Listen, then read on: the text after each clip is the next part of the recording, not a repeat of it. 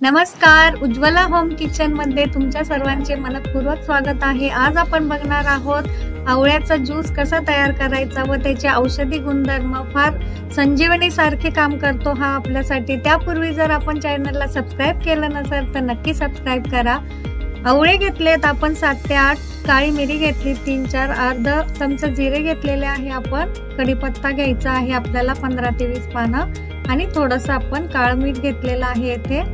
आता हे आवळे छान असं कापून घ्यायचे आहे, बिया घ्यायच्या नाही आपल्याला आवळ्याचा ज्यूस करताना। आवळा फार औषधी गुणधर्म असल्याने परिपूर्ण असा आहे तो।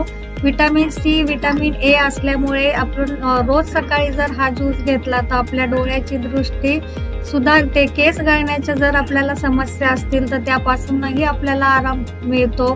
रोज सकाळी उपाशी पोटी जर आपण हा ज्यूस घेतला तर रक्तातील साखर नियंत्रणात राहते।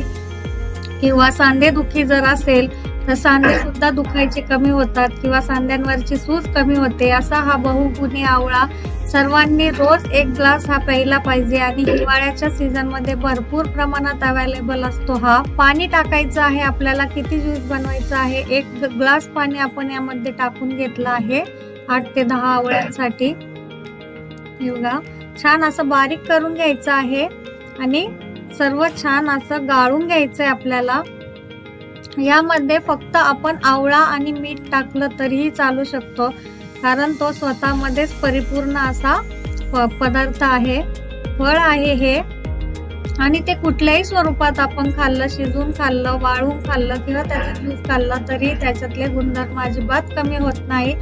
नक्की ट्राय करा आणि अशा छान छान ज्यूस बघण्यासाठी किंवा रेसिपीज बघण्यासाठी आपल्या चॅनलला नक्की सबस्क्राइब करा। ट्राय करा आणि कसं वाटला ज्यूस मला कमेंट मध्ये नक्की सांगा। आणि रेसिपी आवडली असेल तर आपल्या चॅनलला नक्की लाईक, शेअर आणि सबस्क्राइब करा। धन्यवाद।